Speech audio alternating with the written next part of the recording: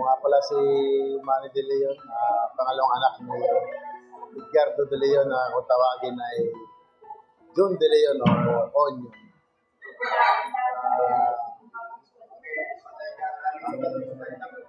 Tanging nasasabi ko lang kay tatay, hinubog ako sa lahat ng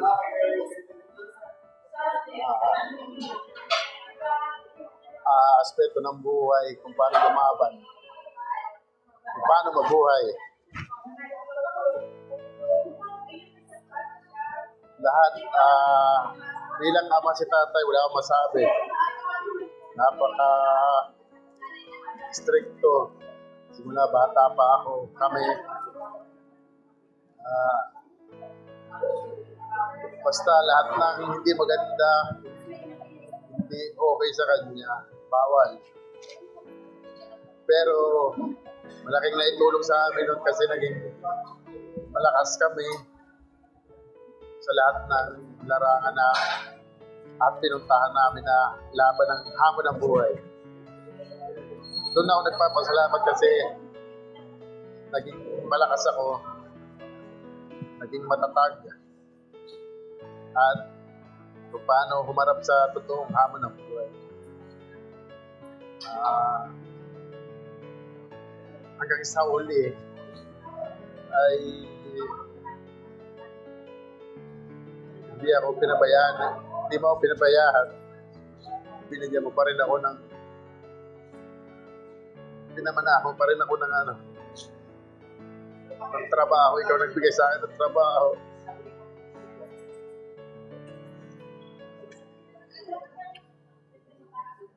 Para malampasan ko yung lahat. Kahit gano'ng kahirap yung buhay. Nagpapasalamat ako kasi hanggang sa huli hindi mo ako pinabayaan, tatay.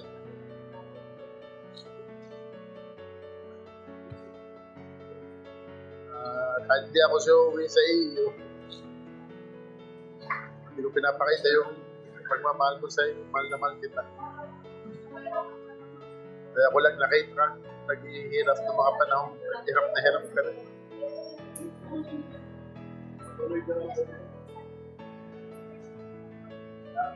Hindi ko pinapakita. Umiiyak ako pero sakit sa akin na nakikita ka ng nahihirap. Pero yung tatay, alam ko naman na alam mo yun.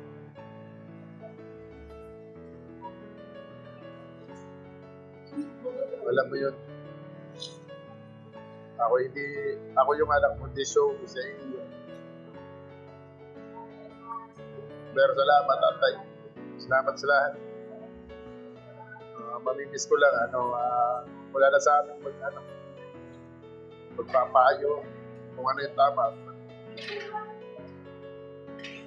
Pero nakatatak sa akin ng isipan na lahat ang sinabi mo na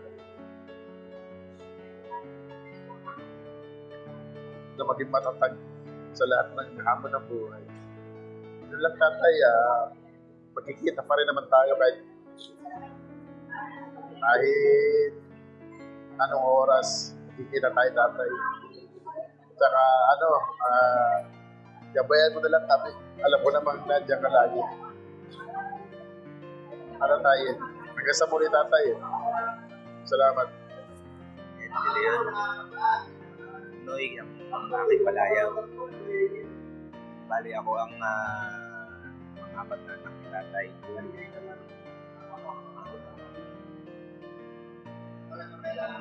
Nabubuhay pa siya. Hindi ko malilimutang sa kanya ay yung lagi niya akong chinachat sa araw-araw para patayain ng loto tsaka wedding.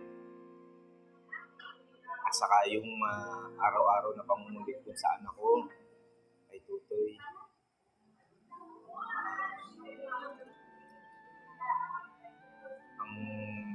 Kung naman siya ay mabibigyan naman ako ng pagkakataon at makakaharap ulit siya at kung ano ang aking sasabihin, gusto kong sabihin sa tatay ko na sana kung pwede o kung maaari, kahit mga ilang taon pa sana. Kasi parang ang hirap lang din talaga tanggapin na wala na siya. Yun lang. Si tatay ay napaka-strictong magulang pero palabiro naman siya, tsaka napakamasaya. Yun lang. Sana kung nasaan na siya ngayon, sana kapiling na siya ni God, ni Lord. Wala na siyang nararamdamang hirap sa Palang gabi po, ako po si Erickson, Ikoy na lang. Anak po ni Tatay Union. Siya ay isang ama na kahit siya hindi showy, pero andyan siya talaga. Pinapakita rin niya yung kanyang pagmamahal. Pero kahit hindi niya ang bait niya. Pero ang best memory ko na hindi ko makalimutan ay yung inatid niya ako nung nag-aaral pa nung kinder, tapos naglalaro kami sa damuhan. Tapos ang isang pinakang best memory ko, yung pinapakanta niya ako nung Estudyante Blues. Ako po yung paboritong pakantay nung Estudyante Blues na yun. Mapayapang gabi po sa ating lahat. Ako po si Melissa Guab, ang pampitong anak ni June De Leon. Kilala po ako sa tawag na Eleng, yun po ay bansag niya po sa akin. Ang aking pong tatay ay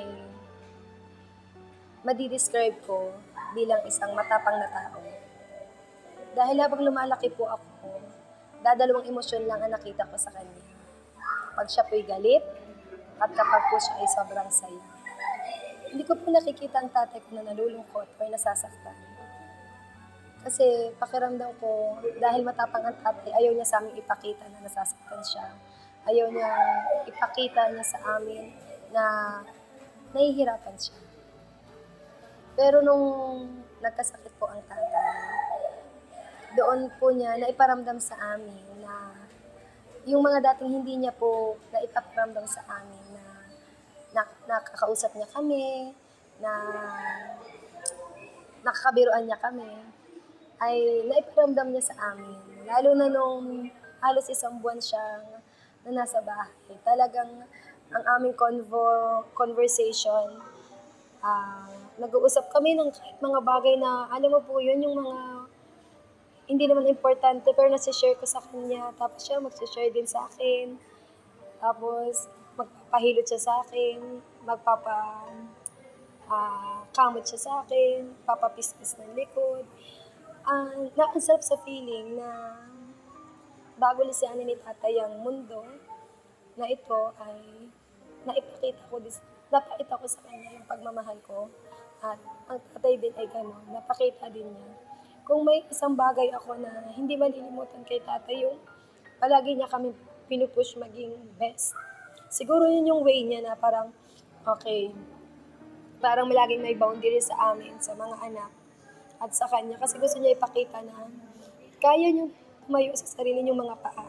Parang ihahanda niya kami sa araw na ito, kahit nung mga bata kami, napakatagal pa naman. Pero inihahanda niya kami sa mga problema na kami ang haharap.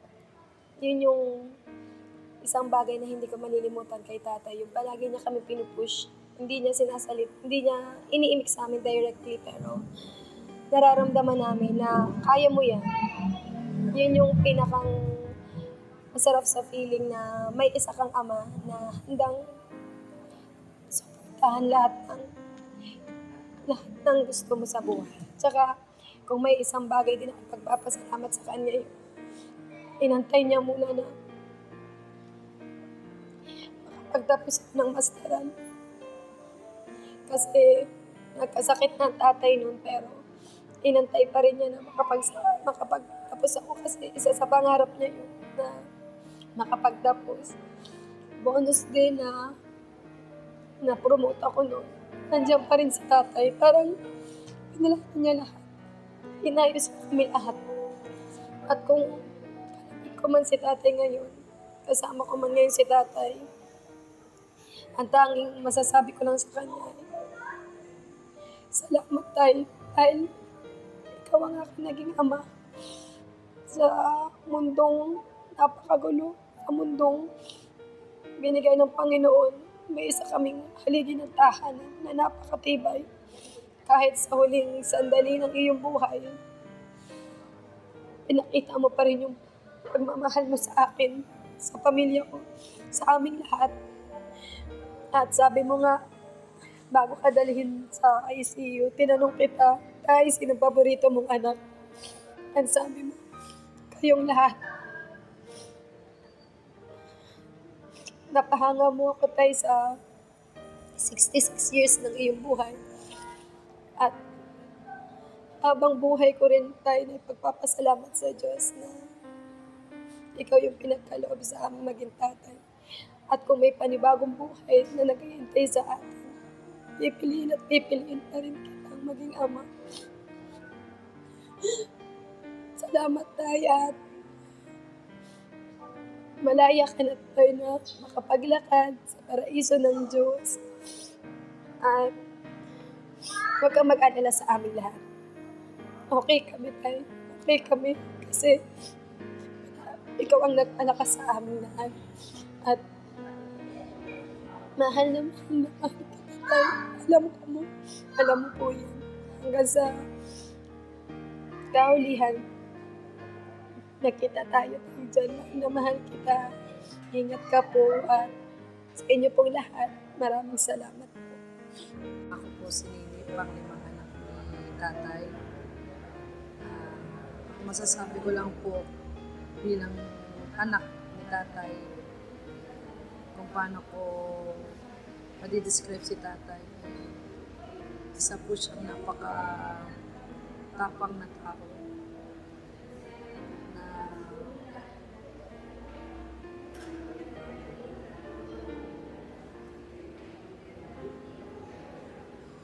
si tatay po kasi yung tao na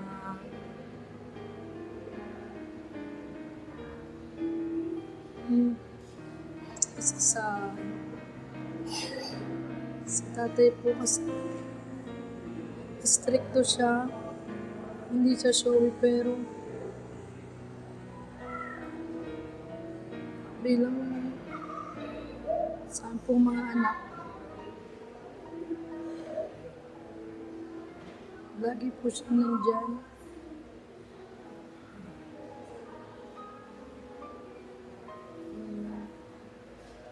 Ay, masasabi ko lang po, kung nasan ka man po ngayon, sana po ay masaya ka na po.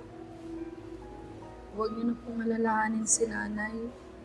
Kasi po, hindi naman po namin pababayaan. Ang hindi ko malilimutan ay yung huling araw mo. Umago ka, dahil sa hospital. Dahil napakain pa kita. Plano pa nating sumimba. Sabi ko sisimba tayo. Kinapitan mo ko ng maikpit. Sabay tango. Kaya lang iba yung pinuntahan mo. Pumunta ka na. Lumakad ka na ng sa'yo. Tay, mahal na mahal ka po namin. Si Monica, pang-anim na anak ko ni tatay. Si tatay po, hindi po yan showing tatay. Kahit nga po katabi ka na niya, yung message po niya, ipaparating pa po niya kay nanay, tapos si nanay po ang magsasabi sa amin. Yung typical na hindi showy pero ramdam na ramdam mo yung pagmamahal. yung pag may gusto ka, hindi mo na need sabihin sa kanya kasi alam niya, ramdam niya kung ano yung makakapagpasaya sa'yo. Yung kahit wala nang matira sa kanya, maibigay niya lang lahat sa amin. Kahit alam niyang walang matitira. Ganun siyang tatay. Pagmahal, alaga. Pinaka-isa sa mamimiss ko sa kanya yung tatawagan niya ako tuwing umaga. Dahil alam niyang solo lang ako sa bahay, kapasok yung mga bata. Natawagan ako na, Ika, may luto dito ka na kumain. Nagpakawa ako ng mangga. Kasi favorite ko yun. May mga times pa nga po na bigla-bigla yung susulpot sa bahay na lumabas na po ako. May dala siyang mga ganun po siya makapagpasaya. Ganun niya ako express yung love niya sa amin. Hindi man po siya mahilig magsabi na I love you, anak. Naparamdam ko niya. Pero dito pong last, naoperahan po siya. Wala na po siya sinayang na oras para iparamdam yung pagmamahal. Pag nag-chat yan, nararamdaman mo, hindi na siya nahihiyang magsabi sa'yo kahit na yung pagyakap niya, pagkapit din sa mga kamay mo, hindi na siya nahihiyang magsabi sa akin.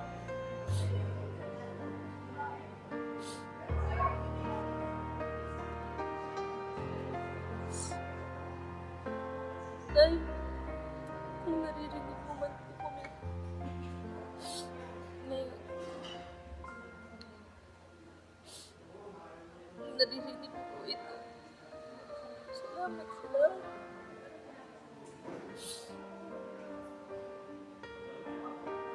Masakit. Kasi isa ang March 10 sa pinaka-aabangan naming araw. Kasi ito yung pinaka-importante na araw para sa amin lahat. Dahil hindi siya magkakasama sa amin lahat dahil marami kaming plano palagi.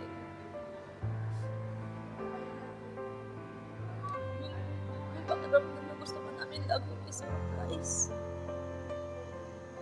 Hindi na namin magagawa ito. Huling birthday mo tayo. Ang sakit para sa akin.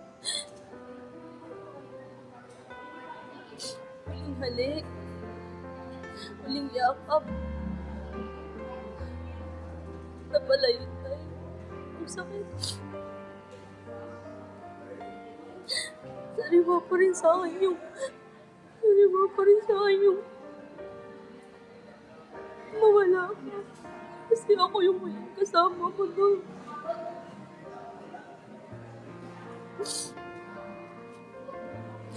Nakita ko kung paano mawala tayo. Napakasakit. Tuwing ibibigit ko yung mga mata ko, kami ko naaalala na bakit ko tayo. Gusto ko bang pumilingin sa Diyos na sana mabuhay ka pa. Pero hindi ko na po kayang makita kung nahihirapan tayo.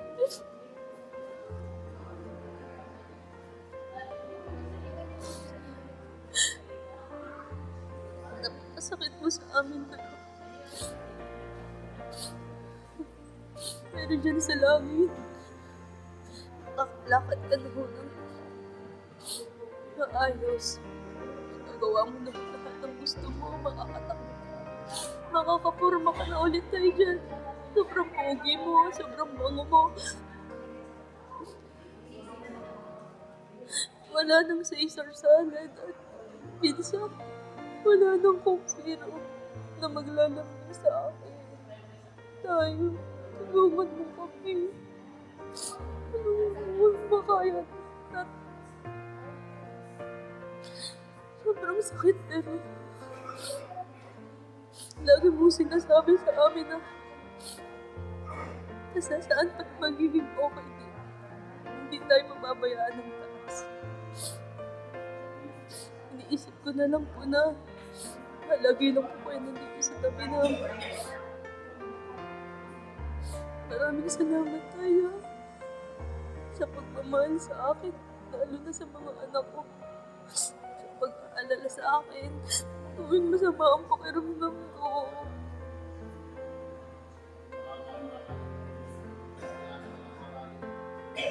Natupad ko naman po tayo yung isa sa gusto niyo. Na may kasal mo sa simbahan. Kasi yun yung isa sa mga gusto ko. Sabi mo kahit simpleng kasal, basta sa simbahan tayo. Nakita ko kung gaano ko kasaya nun.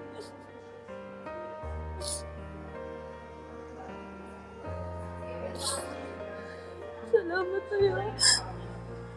Nakakapagpahinga ka na po. Kami na pong bahala kay nanay. Lahat po ng bilin mo sa amin. Lalo na sa akin. Gagawin ko po yun tayo. Alam ng Diyos tayo kung paano ko namin inilaban hanggang huli. Pasensya na tayo. Sadyang nagkulang kami sa financial tayo. Pero hindi sa pagmamahal tayo. Alam mo yan. Napakasakit ko.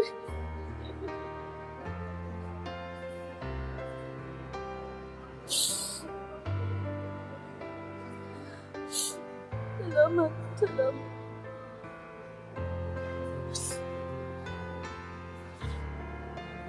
Naalala ko noon nung magdidibo ako nung araw na yun. Alam ko na medyo malaki kagastusan, pero bilang isang magulang, ibinigay pa rin niya yun sa akin. Hindi niya yun pinagkait. Kahit na yung sa profesyon ko, kung bakit ako nandito ngayon, dahil sa kanila yun inaakit.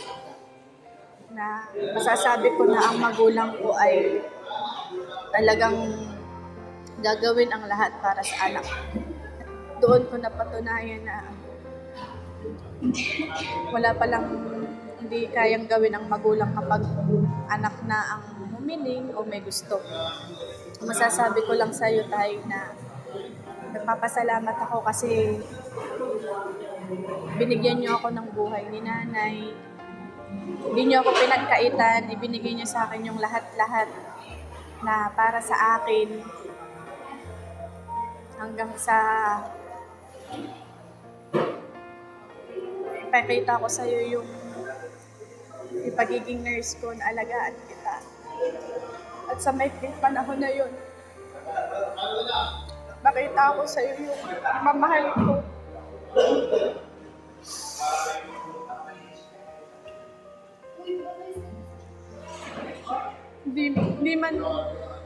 Di ko man masabi sa inyo na mahal ko kayo, pero alam ko na ramdam niyo yun at alam ko na masaya ka na kahit sa kahuli-hulihang sandali ng buhay mo, katabi mo ako at bilang isang nurse, nabigay ko sa iyo yung pag-aalaga na yun. Kaya Tay, kung nandito ka man, kahit wala ka na sa amin, alam ko na pinapanood mo kami, ginagabayan mo kami. Lalo na si nanay.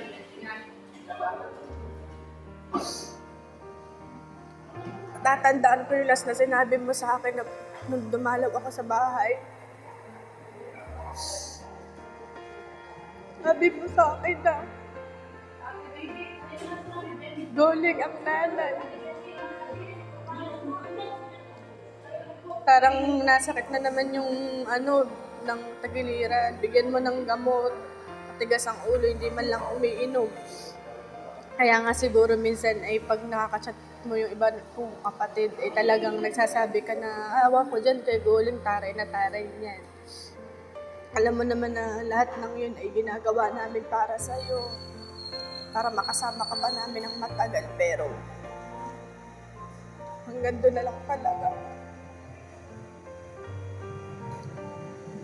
Mahirap man tanggapin, pero salamat sa lahat, tatay. Hindi ko makakalimutan yung mga ginawa mo at hindi ako magiging isang race ko hindi dahil sa inyo ni Ana. Dahil sa sakripisyo niyo sa aming magkakapatid. Na lagi kong naririnig sa iyo na hindi man tayo binigyan ng ganong karangyaan na buhay. Pero lagi lang magpakumbaba at lagi lang magdasal sa Diyos.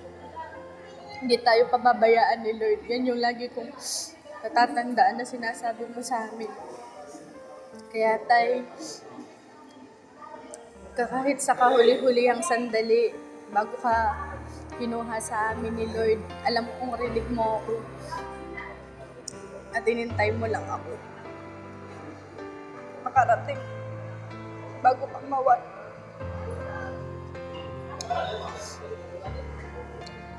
Basta lagi mo kaming gabayan at kami nang bahala kay nanay. Huwag kang mag-alala. Hindi namin papabayaan sa'yo. Diyan, makakalakad ka na. Magagawa mo na lahat ng gusto mo. Ngayon, kahit araw-araw ka nang mag-go, McDo with fries, burger, na lagi mong sinasabi na, Goling, bili mo ako nitong burger with fries sa McDo at 1.5 na ko. Makakabawi din ako tayo kahit wala ka, natutuparin ko pa rin yung pangarap ko para sa iyo. Tandaan mo yan. Basta, kami nang bahala.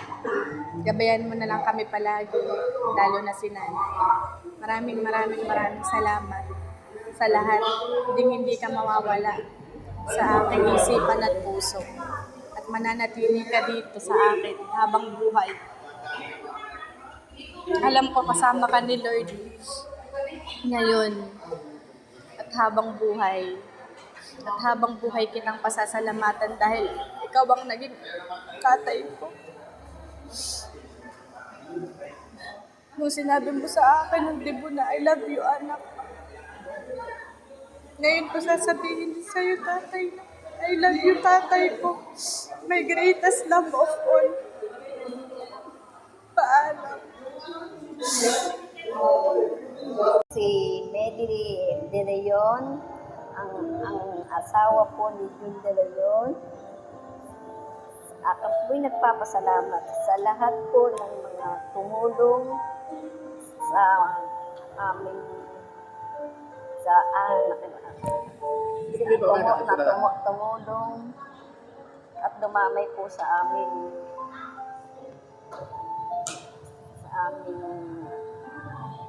pagdadalamhati at sa mga kapatid po niya na walang sawang tinulungan kami. At sa iba po pa naming mga kamag-anak na talagang wala po akong masabi. Maraming salamat po talaga.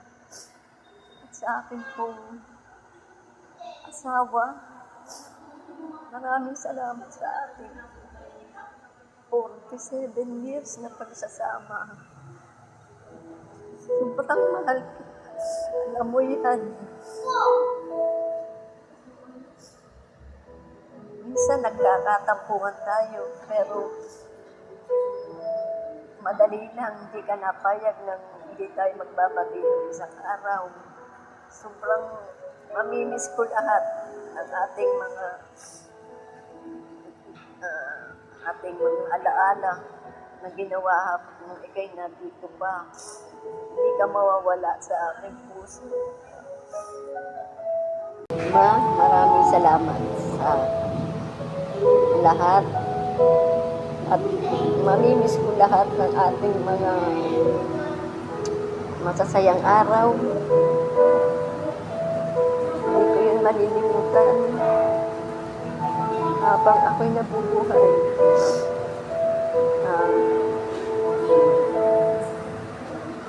alam ko nasa piling ka na ni Lord. Alam ko na may mabuti ka namang kalooban. Kaya hanggang sa muling mahal,